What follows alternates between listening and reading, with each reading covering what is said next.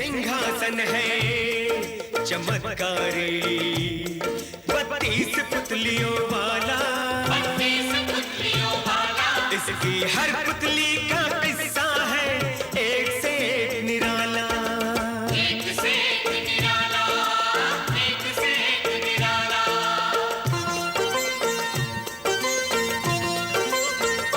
बड़ी दिलचस्प है बच्चों पुरानी ये कथा माला, बड़ी दिलचस्प है बच्चों पुरानी ये कथा माला। इसमें हर बार मिलेगा तुम्हें मनोरंजन का मसाला, मनोरंजन का मसाला। सिंहासन 32, सिंहासन 32,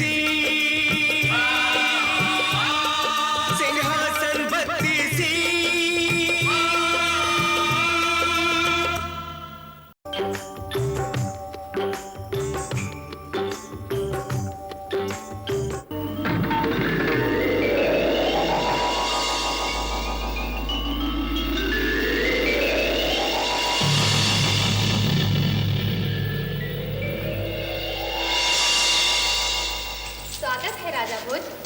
राजा विक्रम की कहानी सुनने आए हैं। पिछली बार मैंने आपको राजा विक्रम के जन्म की कहानी सुनाई थी। बताया था इस सिंहासन पर बैठने वाला विक्रम देवराज इंद्र का वंशज था, इंद्र के पुत्र का पुत्र। मैंने कहा था ये 3 भाई थे, एक विक्रम, दूसरा भर्तरी, तीसरा प्रभव। तीसरे राजकुमार प्रभव में एक विचित्र गुण था, वह पशु पक्षियों की बातों का अर्थ समझ लेता था।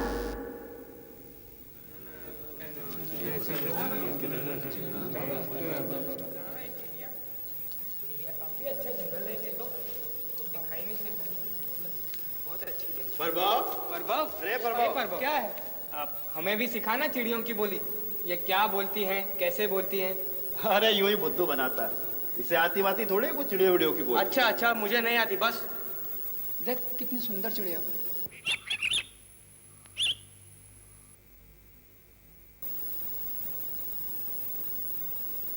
क्या बात है, तू इतना उदास क्यों हो गया? ये सुंदर चिड़िया अभी इस जंगल में नहीं रहेगी। सबसे कह रही है चलो अब यहाँ से उड़ चले। क्यों, जरा पूछो ना उससे। ठहरो, पूछता हूँ। हाँ।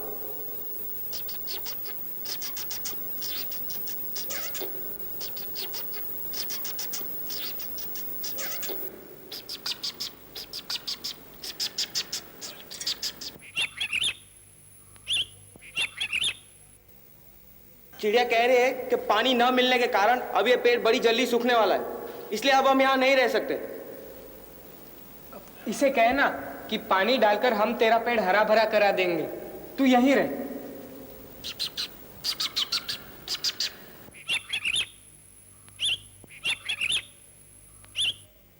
चिड़िया कह रही है कि ठीक है, तुम कहती हो तो मैं नहीं जाती। चलो चलो। छोरा तो बड़े काम का है। चिड़ियों को सब बातों का पता होता है, वो दूर दूर तक सब देखती है। चिड़िया सब जानती है। हाँ और क्या, जो बात उसे पता नहीं होती होगी वो बात उसे दूसरी चिड़िया बता देती होगी। आओ दौड़े, देखे कौन पहले घर पहुंचता है। हाँ, चलो। हाँ? हाँ। 1 2 3।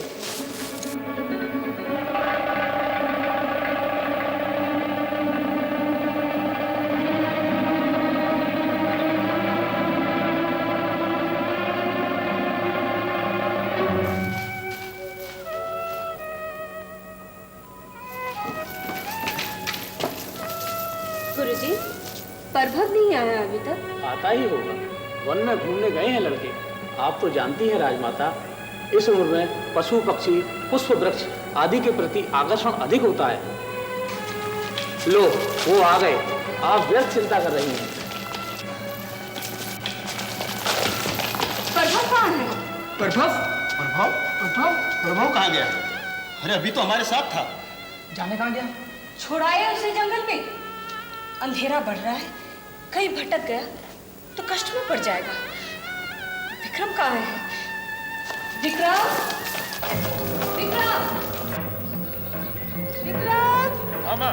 विक्रम, प्रभव जंगल में कहीं भटक गया है, उसे जरा ढूंढ के ले आओ। कुछ चिंता मत कर माँ, मैं उसे अभी ढूंढ कर लाता हूँ। जरा संभल के जाना। और जल्दी लौटना।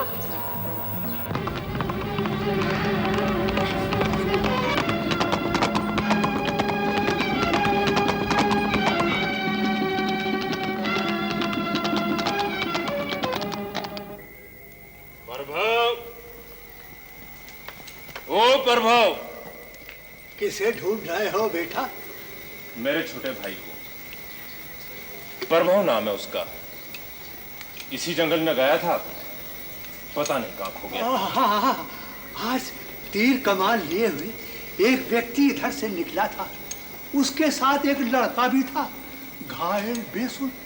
मैंने उससे पूछा तो बोला लड़का रोगी है, मैं इसे वैद्य के यहाँ ले जा रहा हूँ। किधर गए वे लोग?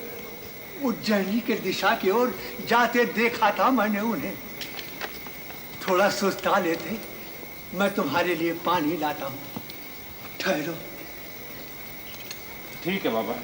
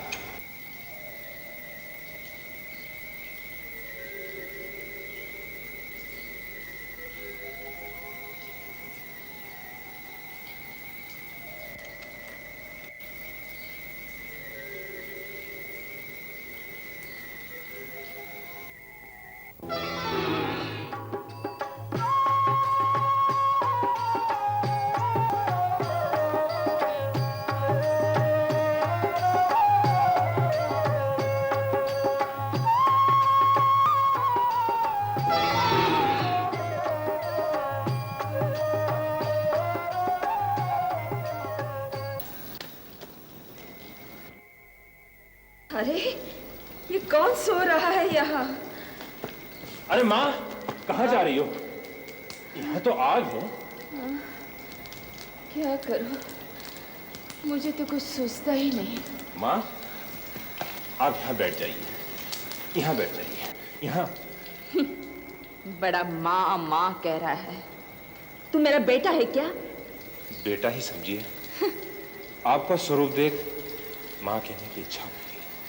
सुबह से भूखी मर रही हूँ, खाने को तो कुछ नहीं मिला और बोल रहा है माँ माँ। आपको भूख लग रही है? बैठिए ना। ये लीजिए। बूढ़े बाबा मेरे लिए छोड़ गए थे, लेकिन मुझे नींद सी आ गई। ये मैं नहीं खाती, इससे मेरी भूख नहीं मिटती। मुझे चाहिए रक्त, मांस। तो क्या मैं आपके लिए शिकार करके लाऊं? नहीं, मुझे मनुष्य का शरीर चाहिए, तुझ जैसे स्वस्थ पुरुष का शरीर। तेरा वो जब तक मुझे नहीं मिलेगा, मेरी भूख नहीं मिटेगी। सब माँ माँ करते हैं, बेटे बनते हैं। माँ की भूख मिटाने को कोई आगे नहीं आता। धिक्कार हो उस बेटे पर जिसकी माँ भूखी हो और वो देखता रहे। लो, मेरा शरीर लो। चलो तलवार। मैं आपका आहार हूं माँ। चलो तलवार।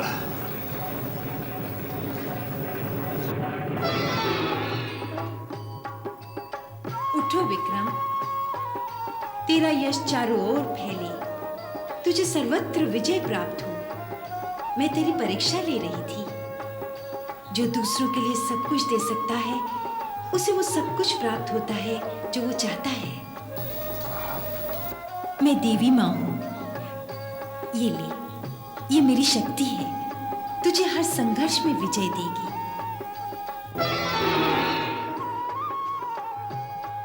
मैं अपने भाई की खोज में निकला था माँ। वो मुझे मिल जाएगा ना? क्यों नहीं? तू प्रयत्न करे और तेरा काम पूरा ना हो, ऐसा हो सकता है कभी?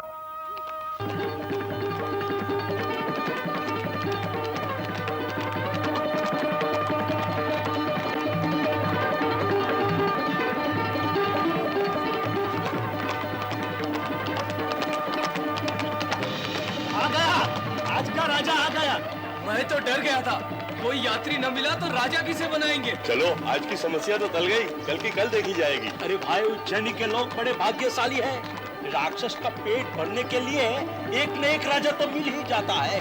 चलो तैयार हो जाओ आज के राजा का स्वागत करने।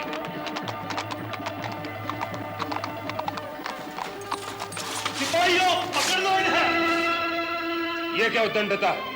उज्जैनी नगर में आने वाले यात्री का स्वागत करने की यही परंपरा है? आपका तो हम पूरे आदर से स्वागत करेंगे महाराजा जी। आप हमारे राजा हैं, सिंहासन आपकी प्रतीक्षा कर रहा है। सिंहासन? राजा? मैं समझा नहीं। वो तो सिंहासन पर बैठने के बाद ही समझ में आएगा। ले चलो इन्हें।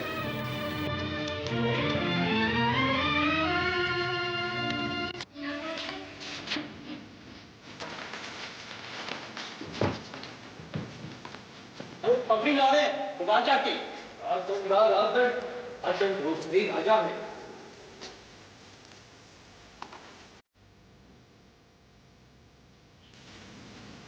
मैं राजा उस नगरी का, राजदंड मेरे हाथ में। सैनिकों, पकड़ो इन चारों को।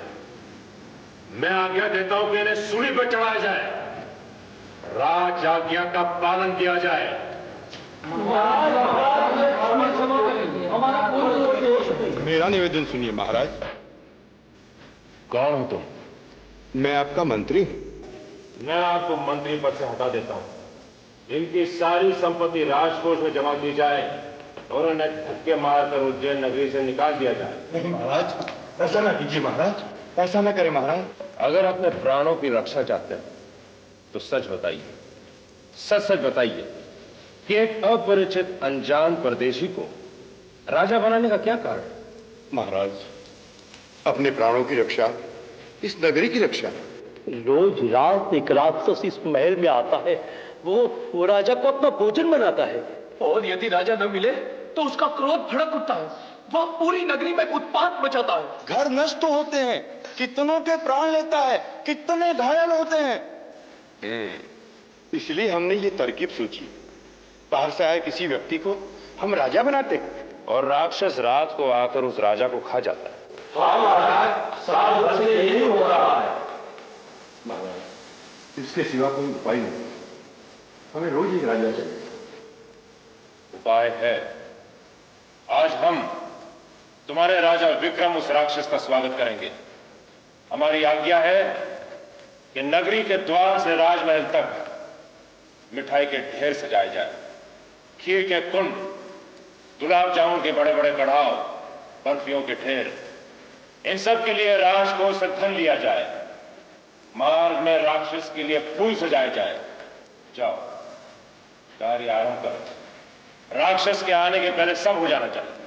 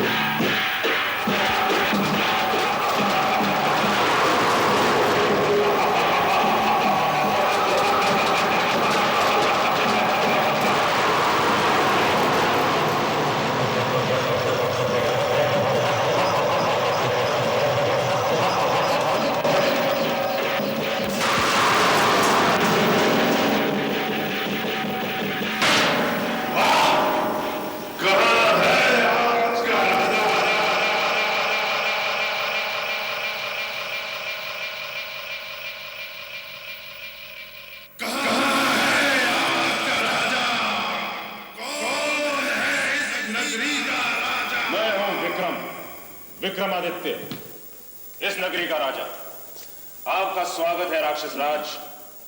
यदि सबसे आप संतुष्ट ना हो तो मेरा शरीर प्रस्तुत है, पर यह ना भूलिए, इस नगरी का राजा होने के नाते आक्रमण करने वाले से लड़ना मेरा कर्तव्य है, मेरा धर्म है। मैं तुझसे बहुत प्रसन्न हूं राजा। मैं राक्षस नहीं, एक बेताल हूं।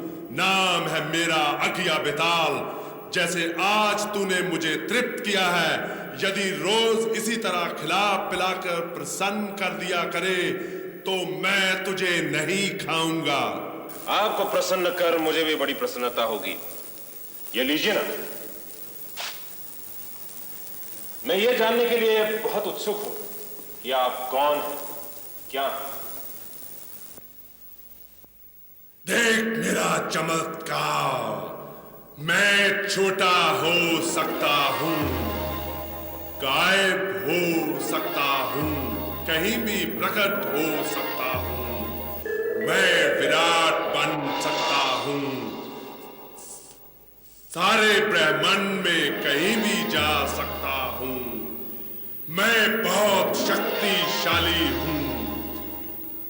मेरा सेवक बनके रहेगा राजा तो बड़ा सुख पाएगा।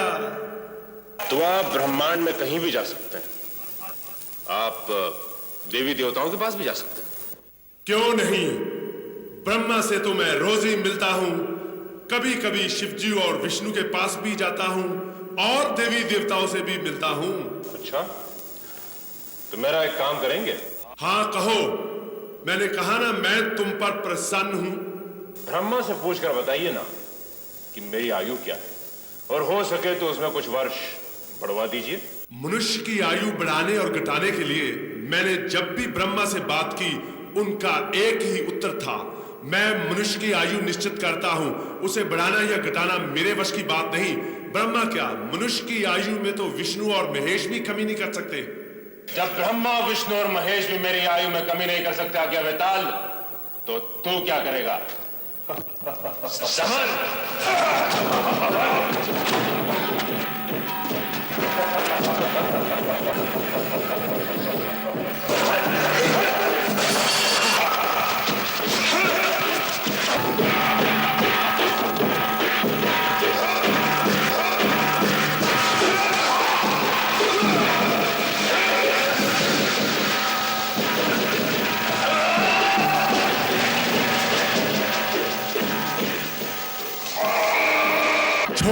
छोड़ दे विक्रम, मुझे छोड़ दे विक्रम। मुझे वचन दो कि तुम फिर इस नगरी में कभी नहीं आओगे। मैं वचन देता हूं, तेरा सेवक बनकर रहूंगा। मैं तेरी आज्ञा का पालन करूंगा। जो तू कहेगा मैं स्वीकार करूंगा, और तू जहां भी कहेगा तेरी सेवा में प्रकट हो जाऊंगा।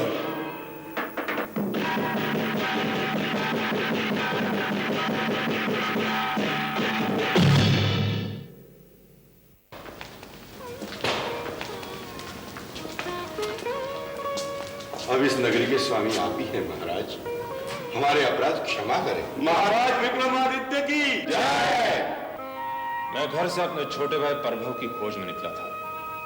मां मेरा रास्ता देख रही होंगी, आप मुझे जान। अब हमारे राजा आप ही हैं महाराज। हमें छोड़कर मेरी प्रतीक्षा कीजिए। मैं प्रभव को खोजने के बाद शीघ्र ही लौट आऊंगा। प्रभव को खोजना और उसे उस दुष्ट अपहरण करने वाले से छुड़ा लेना वीर और बुद्धिमान विक्रम के लिए कठिन न था। दूसरे ही दिन वो अपने छोटे भाई को लेकर अपनी मां के पास जा पहुंचा।